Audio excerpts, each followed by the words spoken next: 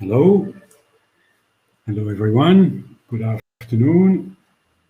This is your moderator for this session. My name is Guillaume Calfon, and it's my great pleasure to introduce to you Kendrick Hieb, who is a business development manager at Bilfinger. Kendrick will cover for us today a very large and key topic, which is the asset lifecycle partner approach to asset management. So before we dig into this, you know that the day today is mostly work, but we also have a game, which is play to win, and this is your chance. So now coming on screen is the code for this session, for Kendrick's session. So don't forget this code. You can use it to play to win. And well, Kendrick, without further ado, the floor is yours, and I can't wait to listen to all that you have to present to us. Thank you very much. Can you hear me?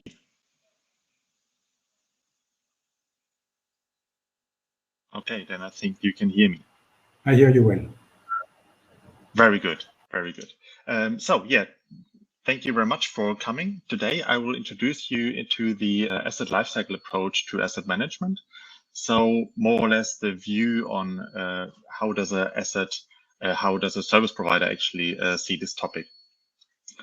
So you actually think that asset management is actually only a topic for the asset owner, or you actually think that the ISO 55000 family is much too complicated to reach, or you just here because you think asset management could be an interesting topic for you, or you've actually got no idea what this is about, then please stay tuned for the next 30 minutes. I will explain it to you in more detail than you have maybe understood so far. What will we have a look at today? So first of all, we will get a common understanding of asset management. So what is asset management and what is actually the aim of it? Then asset management organization. So how is actually an asset management organization built up? How does asset management work in a process, and what are the roles in this organization? And then in the next step, we will hear something about the service provider approach. So how is the view from a perspective of an industry service provider? And why is this actually interesting for your organization also? So this will be the topics that we will learn about today. First of all, just a few words to me. I was already introduced, but here just a few more words. So I've got a mechatronics and electrical engineering background. I work at Bilfinger since around about 2 years as a global development manager in the team of global development, where we try to develop our legal entities, our customers forward to ensure their operational availability, to enhance their reliability. And if you want to get in contact with me, of course, you can scan my LinkedIn here, and then I would be very happy to connect with you also besides of this platform. You can also follow me on this platform.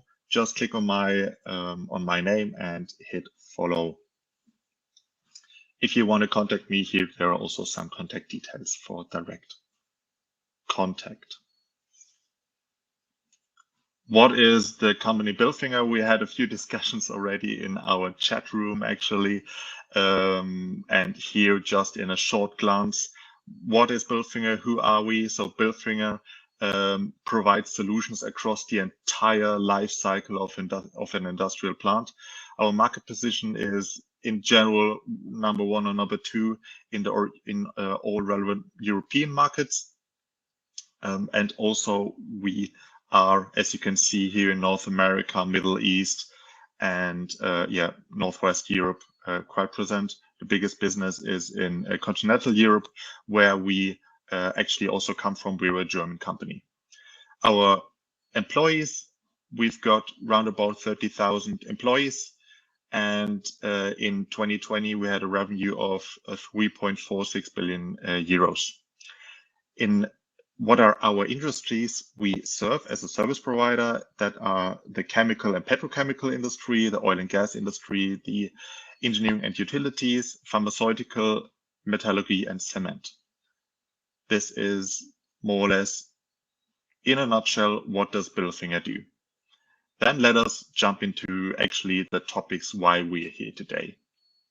So what is asset management? When you think of asset management, first of all, you should think about the asset lifecycle. An asset lifecycle, you've also got two views, more or less. So what we call the customer view is the view of the asset owner, more or less. Where does the asset life cycle start? So it starts with a concept. You've got an idea, you want to build a plant. Then you go into plant design phase. At some point, you are able to commission it, and then there's some operating, and here and there you need to do some improvements. And when the productive phase is over, then you go into decommissioning. From a service provider view, you see that a little bit different. That's also very important to understand from an asset management view. First of all, we are able to consult in the concept phase, so Bilfinger. Then in the plant design phase, we do design engineering, design plant. Then in the commissioning and acceptance phase from customer view, we do everything around EPC and fabrication. So we also do the construction, we manage the projects, we do the engineering, all of that. Then when it comes to the operating phase, so actually the money earning phase, we call it like that, we do the maintenance, we do the turnarounds, we do modifications and extensions over years. I mean, that's really where the big lump of investment is also in. And then at the end, we also support in dismantling and conversion. Why did I explain that? Because from an asset management point of view, it is very important to understand how that actually works and how actually the costs across this life cycle actually sum up. Because at the end, you've got something like a total life cycle cost along the entire asset life cycle. And this total lump sum actually sums up from development costs, engineering costs, installation and commissioning costs. To that point, then we get into the operational phase, where we then do certain things and all sum up to the total operating costs. And then you've got the last cost part in decommissioning and dismantling and so on. Where do then different services actually come in? Because this is, over a very long time period, and no one really then has normally the focus from development to decommissioning. And that is then where actually asset management comes in. Because in general, how is it? You've got some type of projects, so that's how we cluster it. The beginning, more or less, of the life cycle comes with projects, so consulting, engineering, commissioning, construction, fabrication, all of that nice stuff. And then you've got certain modifications, and then at the end, you need to dismantle and decommission. From a maintenance point of view, normally, so that's this blue part, you are in the operational part of the plant active, and then sometimes also in decommissioning, or it would be good if you would be also available in decommissioning. And also why this is here gray, so because we see that a lot of customers actually don't do that, so they don't involve maintenance in the engineering phase. That means they don't really focus on the maintainability of the plant.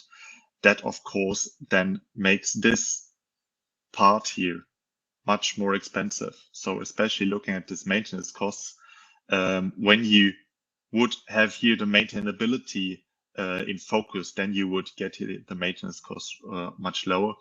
But that's also why this is gray here. So What does then where do the turnarounds come in? So you know it from a refinery and petrochemical side. There are turnarounds, and in the operational phase you have turnarounds now and then, depending on the turnaround cycle. So what is then asset management? Asset management actually focuses on the entire life cycle of an asset. You see it here. This blue bar goes really from, okay, I've got an idea to build a plant, to, okay, I've actually diserected the entire plant and it is gone again. So you need to really focus on the entire asset life cycle. That is a very important part of asset management. What is the other part of asset management? That you actually are the interface between all of the different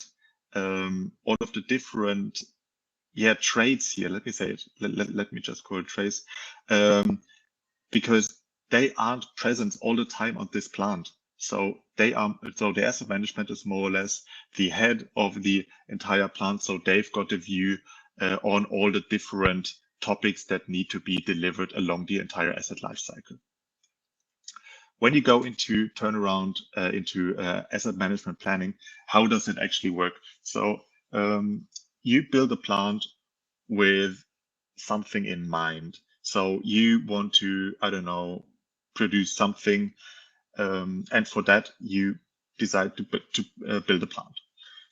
From a planning side, you want to actually, most of the things come back to customer satisfaction. And from the asset management planning side, you then actually need to start with this goal in mind. So that means you write your strategic planning bottom up with the end in mind. And what should then your asset management planning consist? It should give a clear line of sight between, okay, what are actually my company objectives? So strategic planning and the at the end customer satisfaction, or the end goal of my asset management. And this line of sight then needs to be balanced. So you need the procedures, you need the different things you want to focus on, like balancing the cost, the risk, and the performance along this entire asset lifecycle, and always in the right point in time. This is just in a nutshell what is the aim of asset management, but we want to get a little bit more specific. We want to have a look, okay, how does that actually work? This was just a short overview. How does this work? Normally, we split this into different sections, and the sections explain here what you have to focus on. So you have the strategic section, you've got the tactical section, the operational section, and the technical section. These are different spheres where different things are important. Why have we split it in that way? Let me explain it to you. A company that wants to implement asset management, first of all, needs to be aware of their corporate purpose and multi-year targets. Corporate policy and the stakeholder management is also extremely important. Then they need some kind of organization with clear split of responsibilities, and you should know which supporting systems and cost structures you have in place. And paired with the information you got on the slide before, you are able to write a strategic asset management plan consisting of the targets and the way you want to actually achieve these targets. These are two things. Then, what is the outcome of this strategic sphere, more or less? You know the procedures, you know strategic plans, the targets, information standard systems, and your digital approach. Then it goes into the technical plan. So into the technical part, where you actually then start thinking of where do we have to focus on with our effort. So first of all, you need to understand your organizational maturity and your technical maturity. So does my common organization that I have here in place actually meet those targets, or does it meet my requirements I need to have to actually fulfill my strategic asset management plan from an organizational point of view and from a technical point of view. How do you do that? Certain kind of studies are there on the market. I will come to that in the next slide where I explain that a little bit, how Bilfinger does it then. Then you need to know your end of asset, your end of service life. So that is especially important for existing plants, where then a service provider comes in, or where you then start thinking of, okay, we should actually implement asset management. And of course, the compliancy and sustainability part is also extremely important. Then what you, from that point of view, you actually write your operational asset management plans. So how will I actually deliver this described availability, for example? So do I actually want to have a delivery time of spare parts for my customer within 48 hours, for example? Then that, of course, influences my asset strategy that I describe here extremely. So keeping that in mind, you have to then write your operational plans. Always also keep continuous improvement in mind, because there are always developments on the market that maybe could support you here and there. In the next step, you then need to take the decisions. You need to take the call to make or buy. So actually, do I want to do this by myself, or maybe do I want to give it to a subcontractor? What are actually my core competences? That's something you need to understand, you need to keep in mind, and then give to the operational level clear advice on the targets, the standards, trainings, instructions, and your resourcing strategy. Resourcing strategy, for example, maybe for turnarounds, you don't want to have like everything out from one customer because you just want to balance the risk. Maybe that also fits on maintenance. It depends. Looking into the operational level, then with a head of corporation management here, having this asset management approach on the operational level, really important. Then one level deeper, more or less, having all the different trades as also explained before. These now, from asset management approach, have to somehow talk to each other. They need to interface. And how we do that then is with common solutions along the entire asset life cycle. So that means, for example, databases where we start talking to each other, or also some things to store data on a common database, analytics to find patterns in data, and that then just interface to each other and to interface between then the different steps here, or the different trades, as I've called it before. Bottom up then, so giving or feeding the information back. Of course, you need different types of monitorings, meetings, dashboards, trend analysis, systems in place to actually be able to feed that information back. Now, that is a general way how to do it. Now we want to have a look at the split actually between service provider and asset owner. So now you maybe have seen that the colors have changed. Green is now what is a target or what is a topic for the asset owner, and blue is what is a point for a service provider. How can he then actually bring in his services? You see here, actually a service provider can do quite a lot in the field of asset management. Of course, we are not allowed to write our own PO, and that's also why you see here in the tactical sphere, the decision making must be done by our customers, or by the asset owner. But of course, we can support a lot. We can consult in the area of decision making. Then writing the strategic asset management plan. At the end, the asset owner is responsible for it, but we can support in writing it. We've got huge knowledge in this area because we also already deliver actually this picture that you see here.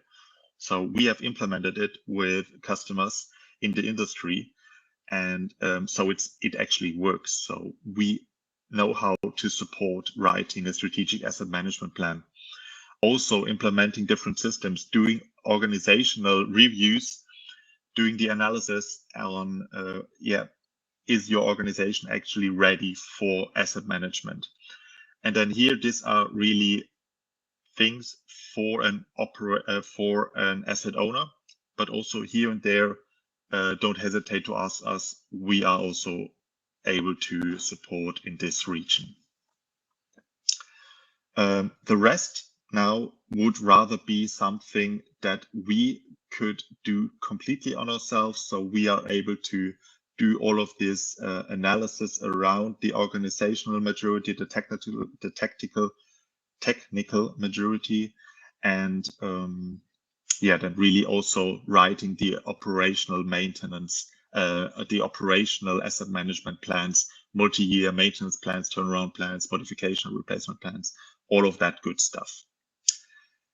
Then, how does actually our service look like? So how does actually one of the largest industrial service providers actually execute this? We have focused on 3 things here in the field of asset management, and that is the projects, as also described in the lifecycle slide I have showed before. So engineering, construction, commissioning, decommissioning, and modifications. We've bundled our services in that under our Bilfinger project concept. Then for maintenance, we have bundled our service under the Bilfinger maintenance concept. And for turnarounds, it's under the Bilfinger turnaround concept, all bundled. Also for shutdowns, depending on the industry, what the wording is. How does that look in detail? So now this is the same as the common solutions, more or less. So here we have bundled all our common solutions in this fundament here, more or less. So the Bilfinger asset performance toolkit. There are all solutions around connect worker, around asset knowledge solutions, around asset insight solutions like condition monitoring, digital twin, connectivity and digital enablement. You can imagine we have to interface with a lot of customer systems, so with a lot of asset owner systems. So that's also a very important topic for us. Then how have we done it here? So when you look now top down, we have the strategy part at the top. And here we have actually bundled the strategic and the tactical parts into our Bilfinger strategy concept. For the operational part, we have bundled everything into maintenance, projects, and turnarounds, having proven methods, tools, and concepts behind everything, behind every of those core concepts. That we can actually have as single sellable services, but they all interface then and they all work together in our Bilfinger asset management. So that is then where it all comes together. That is more or less what I wanted to explain you in the field of asset management. How does a service provider actually see asset management? And now I would like to open the Q&A session. Thank you very much. Thank you, Kendrick. Thank you. I know I will have to go back to those slides and study them again to be sure to capture and learn all of it. Before we go into questions, if you allow me, we will say a quick word about Bilfinger itself, so that everyone understands who is this company and why be in contact with Bilfinger. So be sure to know more about them and their maintenance concept. So you need to look out for them in a separate coffee break session in the video room. So this is in your app, this is in your program. Look up Bilfinger, go have a look, and you can get in touch with them there and make first contact and see how you will begin interacting with Bilfinger. Thank you.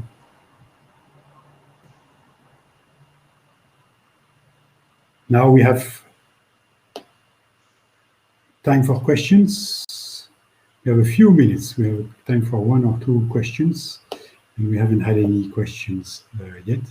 When you say a complete asset life cycle, Kendrick, is it from the beginning of the project, or is it after delivery of the plant and commissioning? It's actually from the beginning of the project. So if you've got an idea how we want to build a plant or whatever, so that is where actually the life cycle starts. Because if you invest into, or if you include, for example, maintenance before you have actually built the plant, then you can still influence on building the plant. So it's very important to already actually start a phase before commissioning or before constructing to actually have this asset management approach in mind. It's really important. Thank you. Is that a common understanding of asset, or is that a novel approach that you are promoting? In general, what asset is? An asset is a plant. An asset could be an equipment. An asset is actually so that's what the ISO 55000 says. It is how you define your asset. So it's how you define your value enabler, more or less. Okay, you're getting congratulations, but no questions. Everybody enjoyed the presentation. So this is what we have today. So if we still have a couple of minutes, if there is something you would like to add, as we have a bit of time, Kendrick?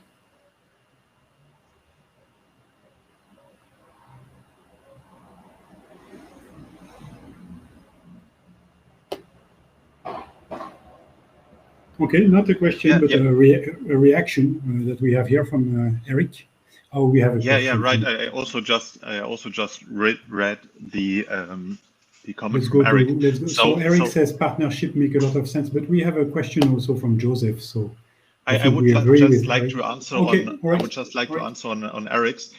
We have value performance contracts in place, so that means we actually build a contract with our customer on that we actually more or less focus on the operational availability of the plant. So where we actually have incentives in place that make us responsible for the budget, but on the other hand, we deliver value. We enhance the operational availability. We enhance the operational availability of the plant.